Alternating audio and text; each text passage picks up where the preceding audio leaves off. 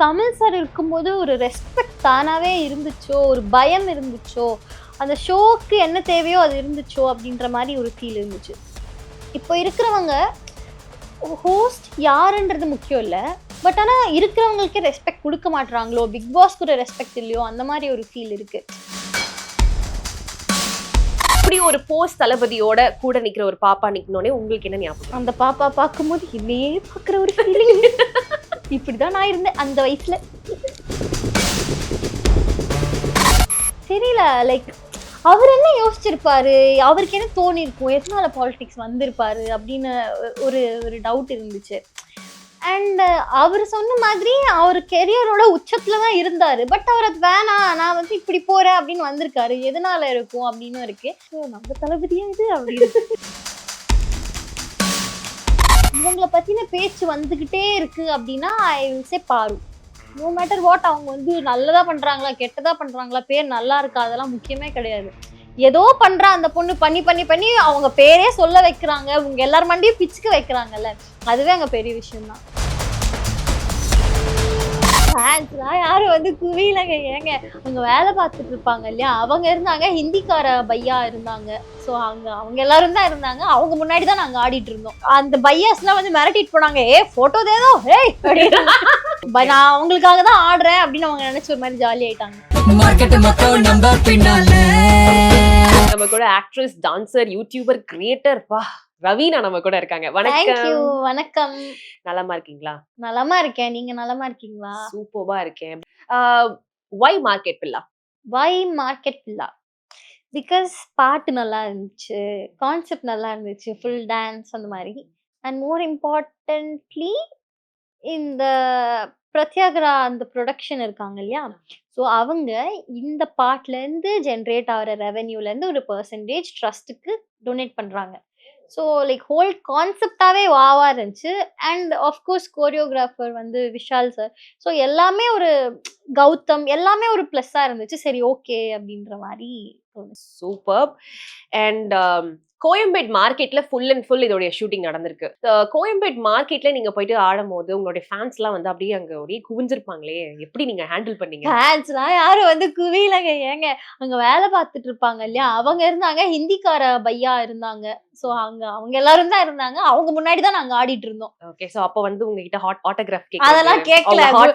அந்த பையாஸ்லாம் வந்து மிரட்டிட்டு போனாங்க, போட்டோ தேதோ ஏய் அதெல்லாம் அங்க நடந்துச்சு. யூ மீன் ஒழுங்கா வந்து எனக்கு போட்டோ போஸ்ட் கூட அப்படின்ட்டு. நான் அவங்களுக்காக தான் ஆடுறேன் அப்படின்னு அவங்க நினைச்ச ஒரு மாதிரி ஜாலி ஆயிட்டாங்க. அண்ட் இப்போ ரீசெண்டா 22 இயர்ஸ் அப்படின்னு சொல்லிட்டு ஒரு சூப்பர் பியூட்டிஃபுல்லா போட்டோஸ் எல்லாம் போட்டிருந்தீங்க. பிலேட்டட் ஹாப்பி பர்த்டே உங்களுக்கு. ரொம்ப பிலேட் ஆயிடுச்சு. இருந்தாலும் பரவாயில்ல, வருஷம் முழுக்க நம்ம கொண்டாடுவோம். கண்டிப்பா. யா. சோ இந்த 22 இயர்ஸ்ல how do you feel yourself? என்னவா இருக்கீங்க நீங்க அப்படின்றத ஒரு அண்டர்ஸ்டாண்டிங்க்கு வந்திருக்கீங்களா? நான் யாருன்ற அண்டர்ஸ்டாண்டிங்கா, லைக் இன்னும் ட்ரை தான் பண்ணிட்டு இருக்கேன் அண்டர்ஸ்டாண்ட் பண்ண. பல பரிமாணங்கள்ல இருக்கீங்கல்ல, தாய்லாந்துல இருக்கீங்க, இந்தியால இருக்கீங்க, சென்னையில இருக்கீங்க, மாறி மாறி ஒவ்வொரு இடத்துல வந்து டிராவல் ஆகிட்டே இருக்கீங்க. எப்படி ஹேண்டில் பண்றீங்க? YouTube content creations, creators promotion meet, அது எல்லாத்துக்கும் நீங்க போறீங்க, எப்படி ஹேண்டில் பண்றீங்க? ஐ திங்க் லைக் எனக்கு நான் செய்யற வேலை எனக்கு பிடிச்சிருக்கு. ஸோ அதனால அதை பெருசா நம்ம மெயின்டைன் பண்றதோ அப்படி எதுவும் பண்ண தேவைப்படலை. But more than like social மீடியாவை தாண்டி ரியல் லைஃப்னு ஒன்று இருக்கு. ஸோ நம்ம அதை என்ஜாய் பண்ணணும் முதல்ல, அதுக்கப்புறம் தான் மற்றதெல்லாம். Okay. And Bigg Boss season 7ல பயங்கரமா நாங்க உங்களெல்லாம் வந்துட்டு பாத்துட்டு இருந்தோம். ஆர்மிஸ்லாம் வந்து இன்னைக்குமே ஆக்டிவ் மோட்ல தான் இருக்காங்க அப்படின்னு நினைக்கிறேன். ஆர்மிலாம் இல்லைங்க. ஸோ BB7 vs BB9 எப்படி இருக்குங்க பார்வையில? எனக்கு 7 தான் எப்பயுமே. எங்க சீசன் தான் மாஸ். எனி சிமிலாரிட்டிஸ் எங்க சீசன்ல இருந்த மாதிரி இவங்க இருக்க ட்ரை பண்றாங்களோ அப்படின்ற மாதிரி ஏதாவது விஷயங்கள் பாக்குறீங்களா? அப்படி எதுவும் எனக்கு தெரியல. யாரு ரொம்ப அட்ராக்டிவா இருக்கா இந்த சீசன்ல? ஏதோ ஒரு ஸ்பார்க் இவங்க வந்து கிரியேட் பண்றாங்க, யாரு? லைக் நெகட்டிவ் பாசிட்டிவ் எல்லாமே தாண்டி இவங்கள பத்தின பேச்சு வந்துகிட்டே இருக்கு அப்படின்னா ஐ வில் சே பாரு.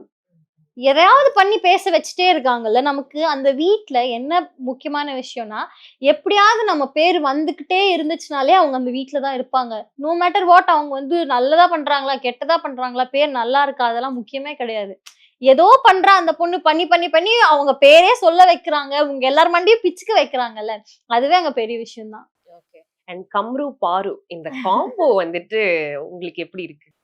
ஐ டோன்ட் நோ, அது அவங்க இல்ல பர்சனல். ஒரு ஆடியன்ஸா இருக்கும்போது உங்களுக்கு ரசிக்கும்படி இருக்கா? இல்ல நான் லைக் அவ்ளோ என்ன சொல்றது, ஃபாலோ பண்ணல இந்த சீசன். நான் வந்து சோசியல் மீடியால தான் பார்த்துட்டு இருக்கேன். ஆனா அவங்க க்ளோஸா இருக்காங்க அப்படின்றது தெரியுது. பட் எனக்கு தெரியல அவங்க ஸ்ட்ராங்கா இருக்காங்களா? என்ன விஷயம்னு தெரியல. கேமா என்னன்னு எனக்கு தெரியல. பட் அவங்க எப்படி பார்க்குறாங்களோ அப்படிதான்.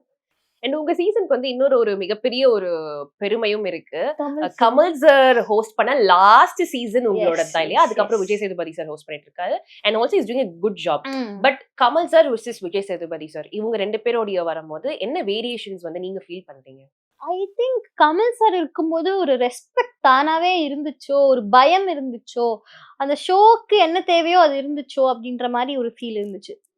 இப்போ இருக்கிறவங்க ஹோஸ்ட் யாருன்றது முக்கியம் இல்ல. ஆனா இருக்கிறவங்களுக்கே ரெஸ்பெக்ட் குடுக்க மாட்றாங்களோ, பிக் பாஸ் கூட ரெஸ்பெக்ட் இல்லையோ, அந்த மாரி ஒரு ஃபீல் இருக்கு.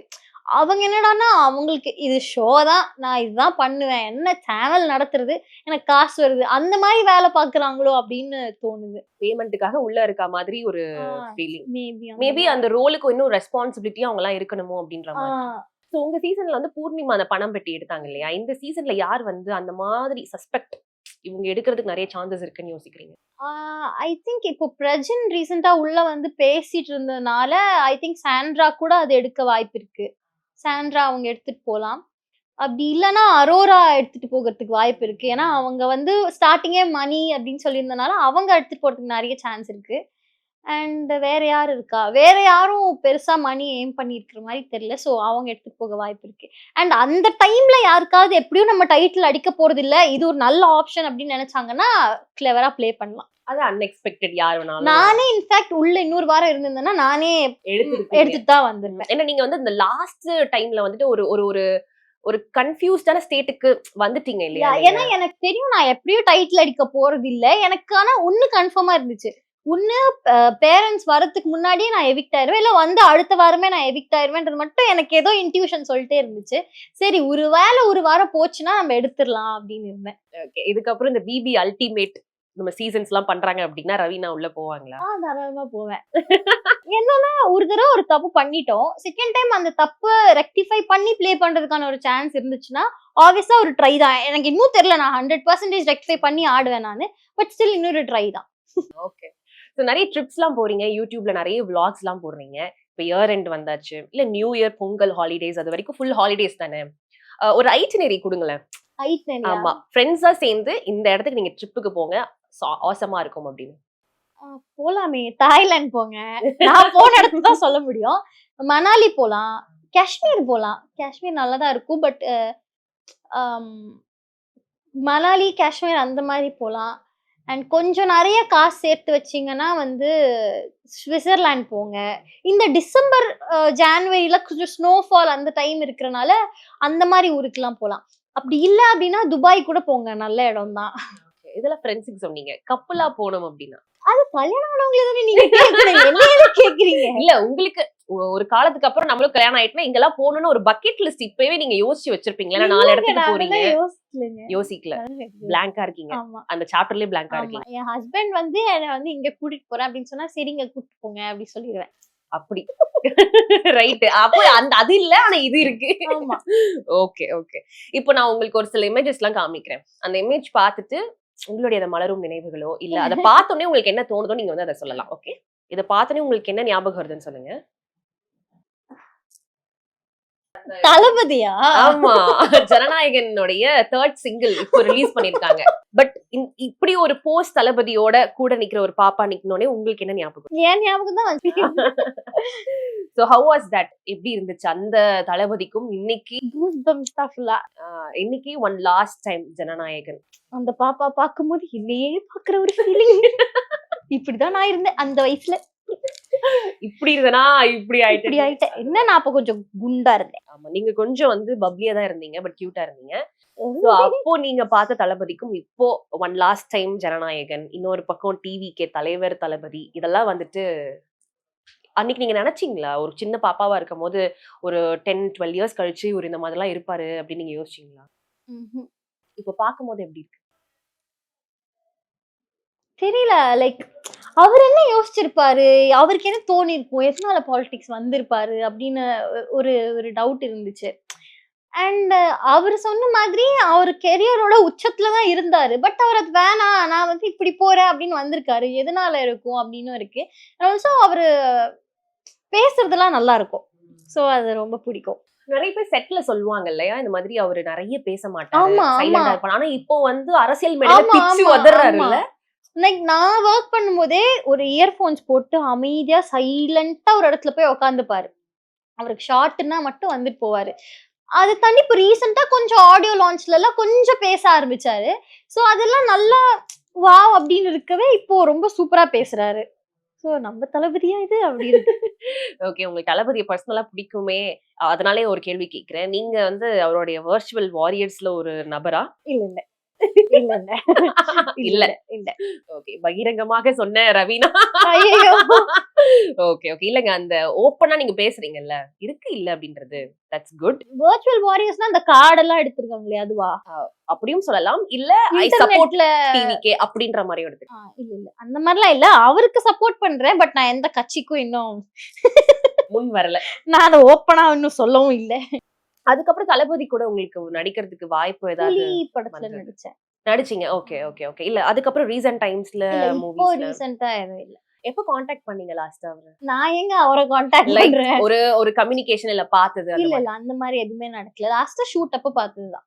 ஓகே. வேற எந்தெந்த மாரியான ஹீரோஸோட உங்களுக்கு அந்த நடிக்கிற வாய்ப்பு சைல்ட் ஆர்டிஸ்ட்டா வந்ததுங்களா? நீங்க ட்ரை பண்ணி கிடைக்காம போனது இல்ல நான் ஆம். ட்ரையே பண்ணல எனக்கு மிஸ் ஆயிடுச்சு. ஆக்சுவலி ஏதோ ஒரு படத்துல இதுவும் விஜய் சாரோட படமான்னு தெரியலையே. ஆட்டோ ஓட்டுறவங்களோட பொண்ணு ஆக்சிடென்ட் ஆயிரும். ஒரு மெர்சல் நினைக்கிறேன். மெர்சலா? ம். அந்த படத்துக்கு நான் ஆக்சுவலி ஆடிஷன் வரைக்கும் போனேன். பட் லாஸ்ட் மினிட்ல வந்து ஒரு சின்ன ஒரு இதனால சேஞ்ச் ஆயிருச்சு. அது என்னங்க ஒண்ணு சிலிண்டர் வெடிக்குது இல்லன்னா ஆட்டோக்காரங்க இடிக்கிறாங்க. எப்படி இது? அது என்னன்னு தெரியல. எல்லா படத்துலயும் ஏதாவது உள்காயம், வெளிக்காயம்ன்னு வாங்கிட்டே இருக்கேன். சோ அந்த மாரி. சோ திருப்பி விஜய் சாரோட படம். அது அட்லி சாரோடது தானே? அந்த இது. அண்ட் தெரியல நெறைய மூவிஸ் இருக்கு அந்த மாதிரி. பட் எதுவும் இப்போ ஞாபகத்துக்கு வரல. ஓகே. நாங்க வளர்ந்துட்டோம் அப்படின்றதுனால வளர்ந்துட்டோம்னா வயசாயிருச்சு. வயசாயிடுச்சு அப்படின்றதுனால. ஓகே. So next picture. நான் தான். அந்த கியூட்னஸ் இன்னுமே போகல. அந்த ஒரு ஐயையோ! என்ன சொல்றது? ஒரு மழலையா என்னன்னு தெரியல. அது உங்ககிட்ட இன்னுமே வந்து அப்படியே ஃபேஸ்ல வந்து ஸ்டக் ஆயிருக்கு. எப்ப எடுத்த போட்டோ இது? அது குழந்தையா இருக்கும்போது எடுத்த போட்டோ. அந்த குழந்தையே நான் தாங்க. அது ஸ்கூல் போகும்போதா? ஆமாமா. 1 வயசோ, அந்த மாரி ஏதோ ஒரு டைம் தான். என் அம்மா வந்து ஸ்கூல்ல வேல பார்த்துட்டு இருந்தாங்க. அப்போ எனக்கு அங்க அட்மிஷன்லாம் கிடையாது. ஆனா எனக்கு ஸ்கூல் போணும்னு ஆசை. அங்க இருக்கிற அண்ணனுங்க எல்லாம் பக்கத்துல நிக்கிறவன் என்னோட அண்ணன். சோ அங்க போணும்னு சொல்லி எங்க அம்மா வந்து எனக்கும் யூனிஃபார்ம்லாம் தெச்சு குடுமைய மாட்டி கூட்டிட்டு போயிடுவாங்க கூட. எனக்கு கிளாஸ் கிடையாது. நான் அங்க படிக்கலாம் இல்ல. சும்மா சுத்திட்டு இருப்பேன் ஸ்கூல்ல. அந்த மாரி. நீங்க ஆசைப்பட்டீங்கன்றதுக்காக ஆமா. யூனிஃபார்ம் தச்சு ஆமா, போட்டுருக்காங்க. ஆமா.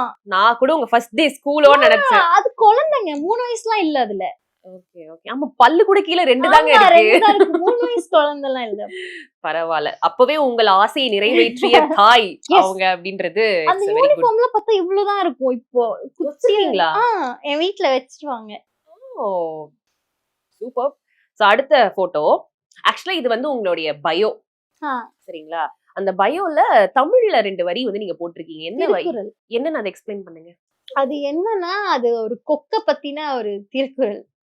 ஒரு கொக்கு எப்படி வந்து அதுக்கான டைம் வரும் அப்படின்னு சொல்லி தண்ணீல பார்த்துட்டு அதோட மீன் வரதுக்காக அது வெயிட் பண்ணிட்டே இருந்து ரைட் டைம் வரும்போது அதோட இறைய அது பிடிக்கும். அந்த மாதிரி என் லைஃப்ல நானும் என்னோட டைம் வர வர வரைக்கும் வெயிட் பண்ணிட்டு ரைட் டைம் வரும்போது அந்த ஆப்பர்ச்சுனிட்டியை கிராப் பண்ணிப்பேன் அப்படின்றதுதான். இது பொருள். குறள் சொல்லுங்க.